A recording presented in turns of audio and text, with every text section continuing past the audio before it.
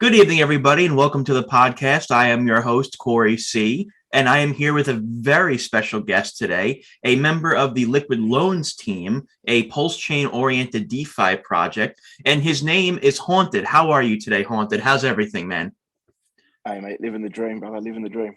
Good, good. I'm glad to hear that, man. In these tumultuous Yourself? times, I'm living the dream. I just woke up, so I'm still in a dream a little bit. Hey, um, look, as long as what? we don't wake up, we're all right. As Exactly. long as Amen we, to that, brother. So I want to. I've done podcasts about liquid loans, but the last time I did a podcast about liquid loans was about a month and a half ago. So I want to ask you for new viewers, what is liquid loans in your opinion, and what issues is it aiming to solve in blockchain? well, liquid loans it's a lot of things really. It's a true decentralized DeFi. It's an immutable contract where you can set your collateral, get a stable coin, and spend it wherever you want and however you want. There's in the protocol itself, you've got your farming, like you can put your stable coin into a stability pool. There's a loan token. You can have a passive income. It's something that's, in my view, like my point of view, it's something that's amazing. It's what's going to bring best value of what you've got, and without selling. Like it's got a lot of things. You can keep on going on with this topic for hours if you like. You can just pick and point, but it's just something that's especially being on the PulseChain in the beginning, it's going to give us a big advantage, right? This liquid loans is a fork of liquidity, but the advantage is where here in the beginning, where we don't have to sell. We don't have to take out our profits and just so we can spend, or we want to go into a new project or whatever we like to do. But taking profits is always good. Yes, But the worst thing about taking profits is that you're probably selling the best asset, and then you're going to have to go buy, if you want to buy a car. But if you can take your profits and still gain profits from the asset that you originally had, which is Pulse, and still go buy yourself a car, and in the meantime that the Pulse is still gaining value, right. it's magic. Yes, no, Like it's like the people that bought ETH in the beginning, and the guys who sold that, they bought it for 30 cents and sold it for $3 or $30. Mhm. I'm pretty sure they're looking back and going, oh, Yeah, man, what I wish I happened? didn't sell. Yeah, I wish I didn't sell. And now we've got that opportunity with Pulse being in the beginning. We don't have to sell. Like, you buy Ethereum now, 10 years down the track, you're going to say, okay, maybe I wish I didn't sell. But the people in the beginning, when they bought it for bought it for 30 cents and sold for $3 or $30, and then it went up to $200 or so on and so forth. And then the guys who bought it for $200, and then it went to 2,000, and now it's sitting at, close to 5,000. So it's just giving us the power not of selling and still taking value of the asset. Absolutely. So based on what you're saying about liquid loans, and you don't have to go into depth because, this was not a maker or compound podcast by any means, but it sounds like liquid loans is, in regards to DeFi, somewhat similar to maker and compound. And in your opinion, in regards to liquid loans, what are key advantages liquid loans has over these two projects, in your opinion? It's an immutable contract, keyless. It's there forever. Once it's set in stone, once the contract is up and running, nobody can change it. Okay. It's there. It's no one can change the back end. No one's got the keys to it. It runs forever. That's the great. beauty for me. That's the best thing about it. It's like Hex. Hex, once it launched, nobody can change Hex. You can build on top of it, but you can't change the actual smart contract. And with liquid loans, once it's set in stone, if the governments turn around and say something about stable coins, they can't change it. It's there forever. So it's something that people will always go back to. Absolutely.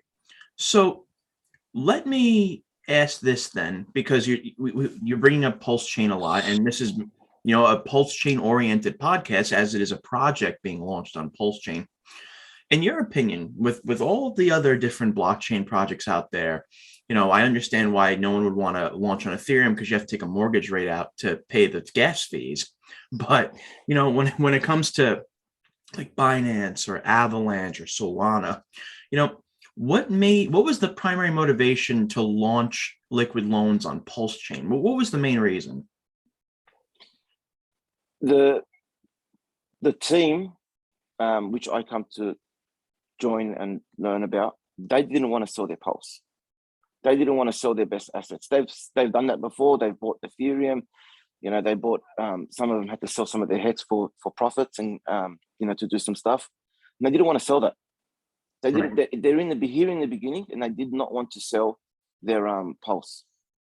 So just an example, like if you put $1,000 into Hex, and when it did a 10,000x, you're sitting on 10 mil. Mm-hmm. You know what I mean? Like at its lowest point. And they don't want to do that. They want to hold that value, and they want to extract value from that at the same time. Like they don't just want to hold it forever. They want to take value out, and liquid loans gives you the best of both worlds. Okay, that makes perfect sense. So can you, in regards to not wanting to sell, can you delegate your Pulse by taking a loan? Yes or no, and why or why not? The official answer is going to be no for now. They're waiting for testnet 2 to see if they are able to do so. It's because in the delegation, if you have to actually give your Pulse away to them, then it's not possible. They might find a different way of doing it. I don't know yet, but it's just that the Pulses has to be given to the delegator in order for you to vote for them. If that's not the case, then sure, it's going to be possible. But we have to wait for testnet 2 to see what is possible and what's not. Absolutely.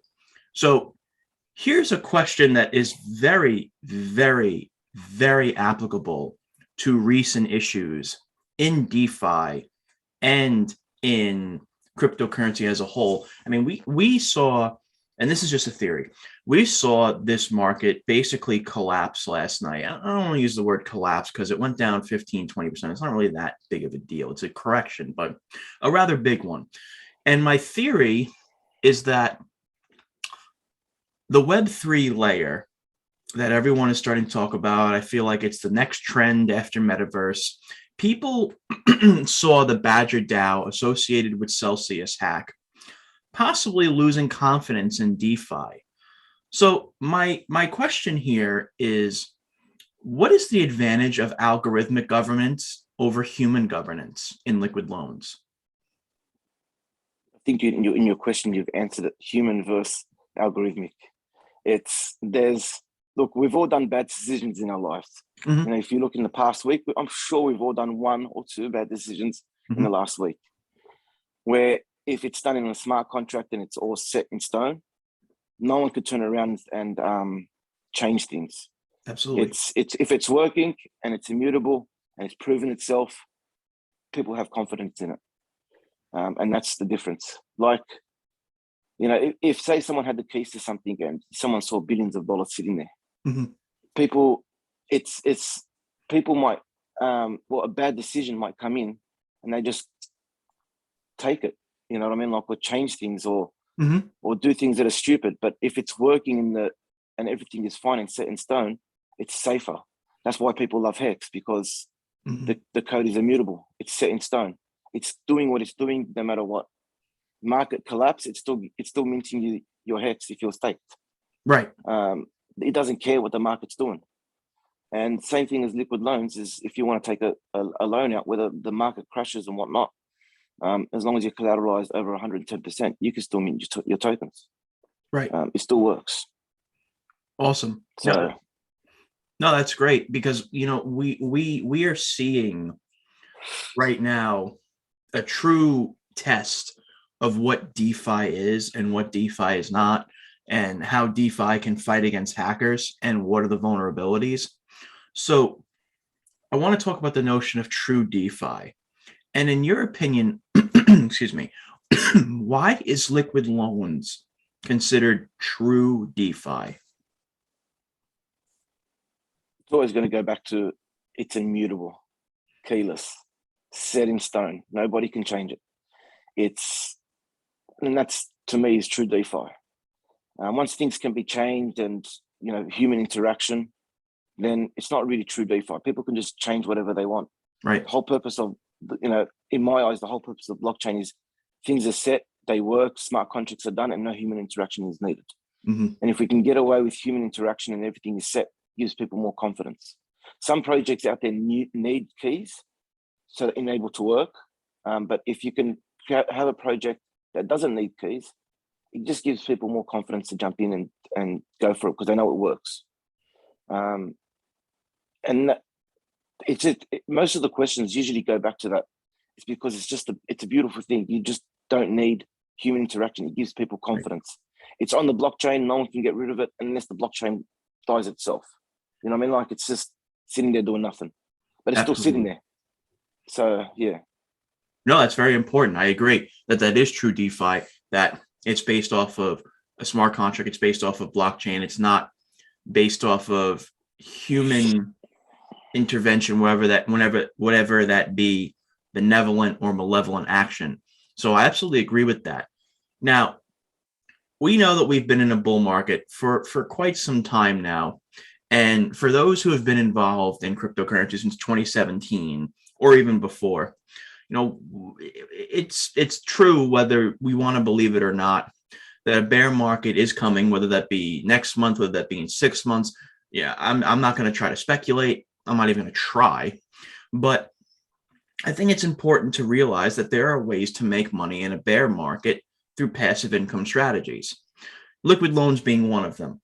So what makes liquid loans a good passive income strategy in a bear market? So basically, you're printing an algorithmic stable coins, and are there farming opportunities to obtain more loan token? Yep.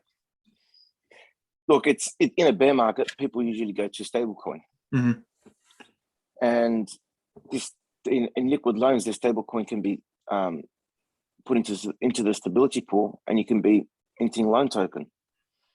And that loan token is still going to be valuable because or I encourage, or it's recommended to get a loan on a dip. Right. Because on a dip, if you get 1,000% collateral on a 50% dip already, then the price has got to drop 90% from there. Right. Right. So, you could even go up to 500% because it's depending on your risk, you're more confident in taking a loan when there's a dip. Absolutely. And then you'll want to buy that asset again. Like you can buy the same asset, you can buy Hex on a dip, or you can buy whatever you like on the dip. It just gives people more confidence. And that way you still don't have to sell your pulse. And therefore there's still going to be fees going to be paid to that loan token, even in a bear market. Keep in mind that in a bear market, if people are using liquid loans, that dip won't be as big as other dips in other protocols because people are using liquid loans to take profits or just protect their asset or even buy more pulse and just because they know that that's going to come back, right. to turn around and come back. So, I've heard people in the chat talk about, if there's a dip, I'll take a loan and buy more pulse, and when it comes back up, I'll have more pulse in the end. Who doesn't want more pulse? No, I agree. It's going to be amazing, especially in the beginning. Who does not want more pulse? But exactly. In saying that, always stay safe. Like in other protocols, you see the percentage around 300 to 500%. I personally will tell people stay around 1,000%. It's just to be safer. Mm-hmm. No one wants to get liquidated, being liquidated isn't a bad thing. Some people, if the bear market hits, they'll probably get a 1,000% collateral, right? Or 110% collateral, get liquidated, and then just buy more pulses on the dip. I don't recommend that at all. Just an example that, last night the market dipped, 20, 30%. Mm-hmm. Say you got liquidated at the 30%, and then it bounced back up. You'll have to buy more pulse than you originally had. Right. So, yeah. So in a nutshell, then, for my last question is, what are the primary incentives to buy, sell, and stake loan in the liquid loans model? So your so buy, sell, and stake loan.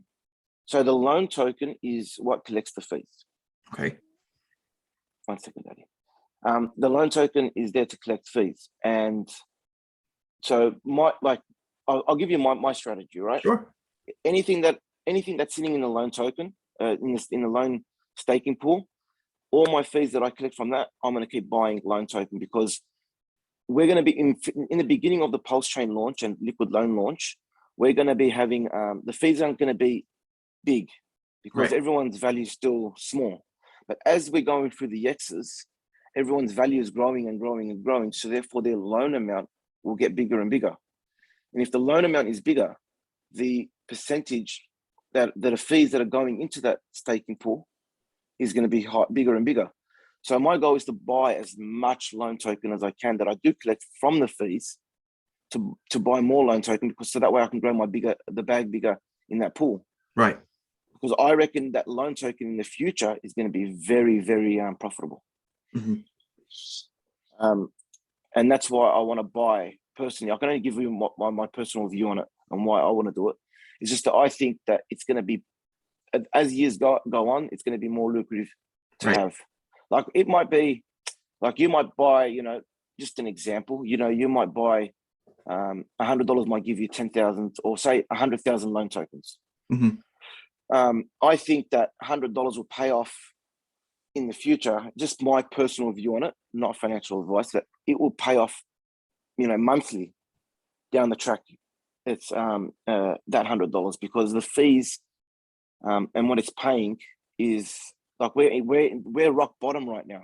Right. We're in the beginning of PulseChain, and as everyone's value goes up, if it does a 10,000x, and if you put $1,000 and it does a 10,000x in Pulse, you're going to have 10 million. So that 10,000, that the 1,000 that you put in the beginning is only going to give you, you can't even get a loan with that. But as it goes on, you're going to be able to get a loan, and the fees are just going to be, more people are going to get a loans. More people are going to understand the power of liquid loans, and that the fees that it's going to be collected is just going to grow and grow and grow. In my opinion. No, that's an awesome summarization. So I love the loan token. I love it. I think people are undervaluing the loan token itself. Some people, and then when they speak to me, they're like, because someone told me, I'm going to put $1,000. I want to put $1,000, and when it does a 10x, I'm going to sell. I'm like, you're going to be stupid if you sell. In my opinion, like if trading is not, you can get wrecked. Mm-hmm. It's the same thing when they traded Ethereum in the beginning. People who traded Bitcoin in the beginning, and if they held, they would have been well off. Exactly. And I think the loan token itself is going to be exactly the same, because as the loans get bigger, the fees are going to be more, and you might be getting, a return on investment a lot quicker than you think. It's just, yeah. No, that's awesome, and I appreciate the summarization of liquid loans today. I think that liquid loans is one of the best, if not the best, project that is right now being launched on PulseChain. Once PulseChain releases, I think that the team is fantastic. I think the prospect of being true DeFi is a fantastic model, especially with the 8 million DeFi hacks that happened over the last year. So I think that liquid loans in itself is a very advantageous prospect in a lot of ways in the near future. So Haunted, I really want to say thank you for coming on. We definitely got to do this again. I'm happy to do more liquid loan podcasts. Like, I really appreciate 100%. Your time today. On your last note that you just said, I believe that the best thing to buy right now it would be Pulse. If Pulse was launched, it would be Pulse. It's going to grow immensely. But liquid loans is going to make Pulse, like, I'm not saying that Pulse is not good, but liquid loans is going to help Pulse in so many ways. It's removing sell pressure. Absolutely. And it could possibly even add buying pressure. So if you remove 10% of the sell pressure and then add 10% of the buy pressure, you just see, so there'll be the dips will be less in the game, and the buying pressure will be immensely more. And then as people learn how powerful liquid loans is, you'll see less dips and maybe even more buying pressure. It's true and DeFi. So it's gonna be magic. And liquid loans is going to help Pulse in so many ways for an individual user. Like you wanted to buy that car, that sell pressure is not gone. You're not selling, that 100,000, 200,000, depending on what type of car you want to buy, onto the market. You're not dumping it on yourself, because when you dump it when you sell, you're literally dumping on yourself and others. And if you're taking a loan, you're not dumping on anybody, and you're still gaining if Pulse still goes up in value, you're still gaining that value. Absolutely. That's the magic of liquid loans. In my eyes, if anyone sells, is crazy.